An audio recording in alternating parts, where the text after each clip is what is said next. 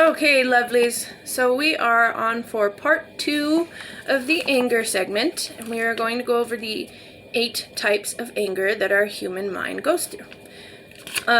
Before we start, tomorrow is Halloween, and I wanted to do a segment on holidays and recovery because holidays are a special occasion. And some people do drink or do drugs for special occasions, so I wanted to go over that.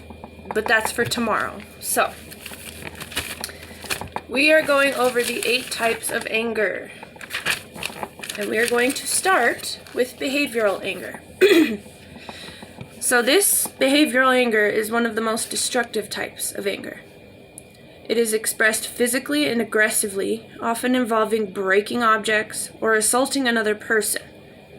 So if you're the type to get mad and throw things or punch walls and kick and just in general do something physical or hit someone, that is behavioral anger, and that type of anger needs to be helped because you can end up putting yourself in prison or hurting someone or unaliving someone at that. Behavioral anger will make you feel so overwhelmed with emotion that you lash out in rage. It could possibly result in legal or interpersonal consequences. Interpersonal meaning, say you're in a relationship, you get mad at someone, you lash out, you hit them, they could leave. Because not a lot of people will deal with that. Behavioral anger is likely to destroy relationships. The best way to avoid behavioral anger is to remove yourself from the situation and take as many deep breaths as you need to feel normal again. To not feel like you're going to throw a fit or throw things or hit someone. Really try to think before making an impulsive choice and consider the consequences of reacting physically. So this is where the stop thought process comes in. I have behavioral anger. Sometimes if I get mad enough, I will throw shit. I've worked on that, and I haven't done that in a very long time. But the stop thought process comes in. You stop, you think, and then you act. But that process, the stop thought process, has really helped me out. You stop for a second, you think about the consequences, what's going to happen if I do this? What'll happen if I throw this? What'll happen if I hit this person? Stuff like that. Stop and think and extricate yourself from the situation because you do not want to be that person that has horrible behavioral anger. So number 2, chronic anger. And this one's they're all pretty self-explanatory, but chronic anger, we all know what chronic means. So, yeah. Chronic anger is one of the most likely types of anger to lead to relapse, because you're always angry. It is an ongoing, generalized resentment of other people, frustration with certain circumstances, and anger towards oneself. Left unmanaged, a person may begin to self-medicate. Chronic anger can lead to deep depression.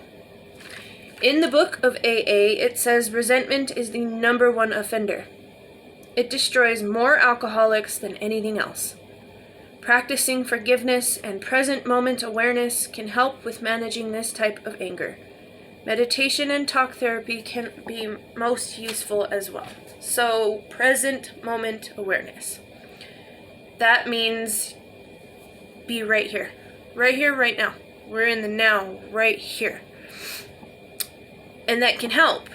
If you're not thinking about what's in the future, it won't help with those frustrations if you continue to think about the future. What am I going to do when this happens? What if this happens? What am I going to do? Blah, blah, blah.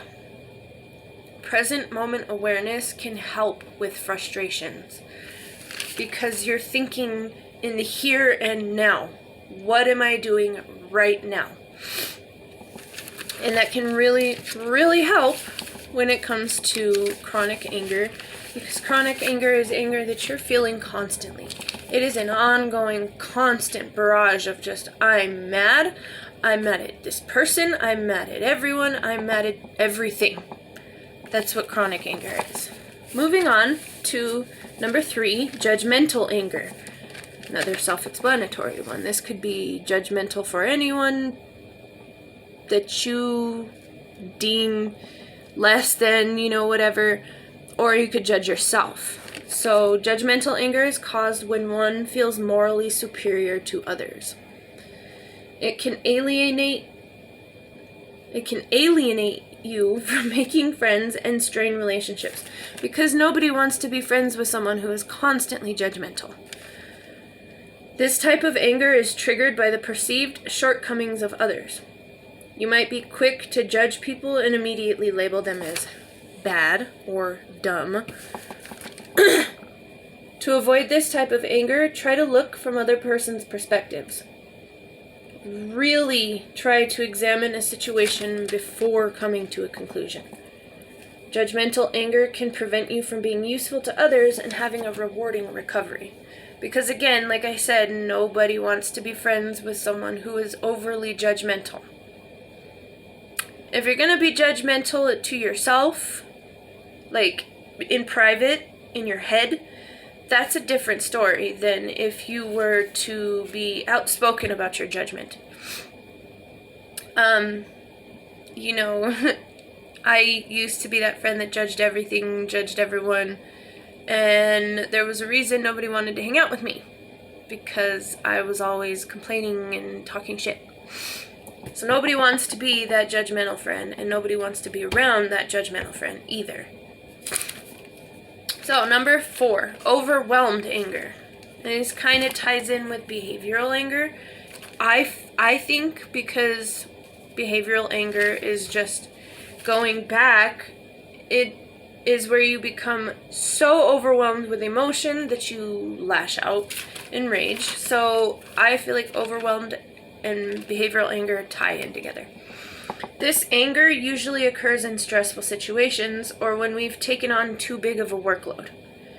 It usually occurs when we feel that a situation or circumstances are beyond our control, resulting in feelings of hopelessness and frustration. It can also occur when several unfortunate life events all happen at once. So, for example, just recently I lost 2 friends. I'm dealing with some family issues, relationship issues, and normally I would be very overwhelmed and very angry, but things are being worked on as we speak. And so overwhelmed anger is just not a good thing. Anger in general, if it's allowed to rule you and you not rule it, anger can be bad in general. When experiencing overwhelmed anger, tell the people close to you and reach out for help, whether it be babysitting or running errands. If you're a single mother and you're overwhelmed with everything, you work, you got to take care of your kids, feed them, clothe them, all that. All the things that a single mother has to do. Ask a trusted loved one, can you please watch my children so that I can get a few minutes alone? Even if it's just an hour by yourself, do some self-care in that time in order to prevent yourself from dealing with overwhelmed anger. Rather than bottling in the emotion, let others help alleviate your stress. Tell your employers so they can help alleviate your workload. If you feel like there's just too much going on at work, they're asking you to do too much, please let your employers know. A good employer will listen to you and hear you out and help alleviate your workload, as it's said. And then, talk to friends. If you're overwhelmed and frustrated with life in general, talk to friends, talk to family, loved ones, talk to a counselor. Go get counseling. I know there's this huge stigma on counseling and having to talk to someone. Oh my God, she's crazy. Well, no, that's not the case. And counselors do not like the word crazy. You're not crazy because you need help. You're human. So, moving on. Passive-aggressive anger. Another self-explanatory one. This anger can severely strain relationships. It is characterized by the avoidance of confrontation and expressed through sarcasm or deceitful acts. So you may avoid fighting with your loved one, family member, friend, whichever, but you still have that, oh, must be nice kind of attitude, that sarcastic, judgmental, hateful, but subtle attitude. It can also be characterized by procrastination at work or by mocking others. So, that type of attitude. It can be hurtful, and often others do perceive your aggressive behavior, even if you think you're being sneaky. To avoid passive-aggressive anger, learn assertive communication techniques. Try to articulate your frustration with others so that problems can be solved. Communication is key, but assertive communication is key too. You want to be assertive, not forceful, if you know what I mean, because forceful and assertive are two different things. Assertive just means this is what I mean and my foot is down on this subject. This is how I feel, and I'm going to let you know how I feel, but I'm not going to be an asshole about it. That's assertiveness. You know, don't have to be extreme, but you do have to let people know, hey, this is how I feel, and we really need to do something about it. That's assertiveness. Next one is retaliatory anger. This anger is one of the most common forms of anger. A lot of people retaliate out of anger. I've done it. My boyfriend has done it. My mom has done it. We've all retaliated in one way or another out of anger. It is used to get back at someone who has done you wrong. My boyfriend actually got mad and retaliated by talking to someone else because I was talking to someone else. And that is a form of retaliatory anger. It is used to get back at someone who's done you wrong. We can often rationalize this type of anger, but it still often hurts others and escalates situations. Retaliating sometimes isn't always the best response. Instead of retaliating, try to learn the power of forgiveness. Take the high road rather than taking an eye for an eye. Forgiveness can be much more rewarding than revenge. With the whole saying, the adage of you get more flies with honey than vinegar, basically. Be nice, be better, be the higher person, and you'll get a better response. If a person has seriously hurt you, perhaps try to communicate this to them, again, communication, so that the situation can be made right. Your respectful response to them might change their attitude full 180. I know it's hard as humans. It's really hard when people piss us off to not retaliate. To not be like, oh, well, you know what? You piss me off. I'm going to piss you off now. So I'm going to get under your skin. I'm going to do this. I'm going to do that. It's really hard as humans to not retaliate when we're mad. But that's where the whole stop thought process comes in. Stop. Think about what you're about to do. And then move forward. So, self-abusive anger. This is another self-explanatory one. This is one of the most dangerous types of anger for those in sobriety. For those in recovery.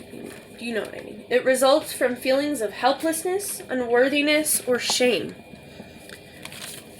Self-hate, basically. It then manifests into negative self-talk, self-harm, substance abuse, or eating disorders. I have self-abusive anger, and I'm really struggling with self-abusive anger right now. Behavioral anger, not so much anymore. It's the self-abusive anger. I punish myself when I feel like I need to be punished, and that's not healthy. It really isn't. I do a lot of negative self-talk too. You're worthless, you're stupid, you're hopeless, nobody gives a shit about you. That is all negative self-talk, and that is very, very damaging to oneself. For this type of anger, meditation and talk therapy can be the most useful. If you're having feelings of self-abusive anger, always reach out for help. This type of anger can be extremely destructive and can easily lead to relapse. I relapsed with self-harm. I have a self-harm addiction. And I relapsed recently. I had almost a whole year without hurting myself. And I fucked up. But you know what? If you do that, you gotta get back up and just keep going. You cannot let relapse rule you. If you relapse, you have to stop what you're doing.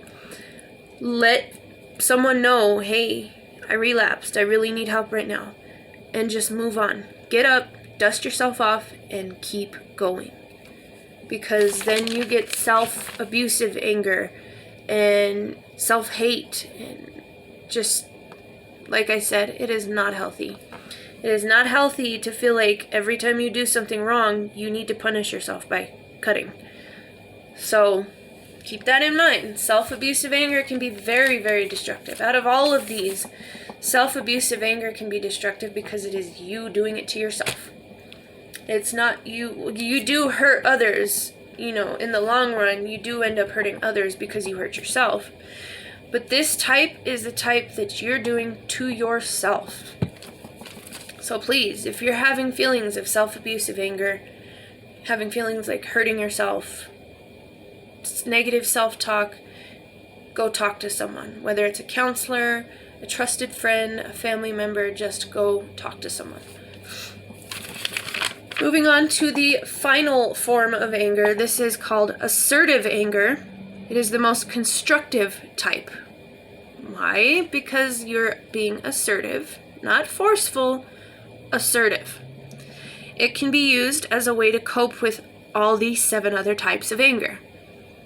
You use feelings of frustration as... Let me restart that. You use feelings of frustration or rage as a catalyst to positive change. Rather than avoiding confrontation, internalizing your anger, or resorting to verbal insults and physical outbursts, you express your anger in ways that can create change in the world around you.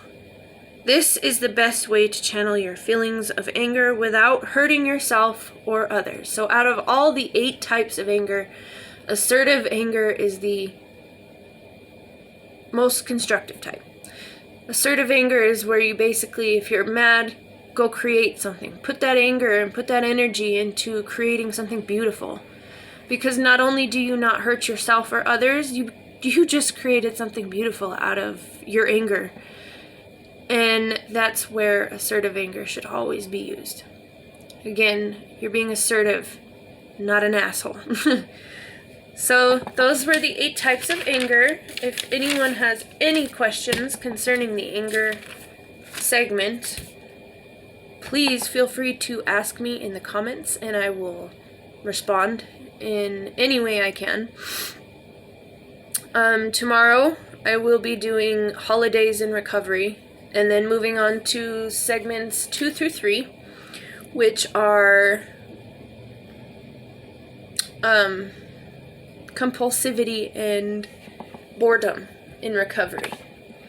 So I know a lot of addicts know that we get bored, and when we get bored, compulsive thoughts start to creep into our mind.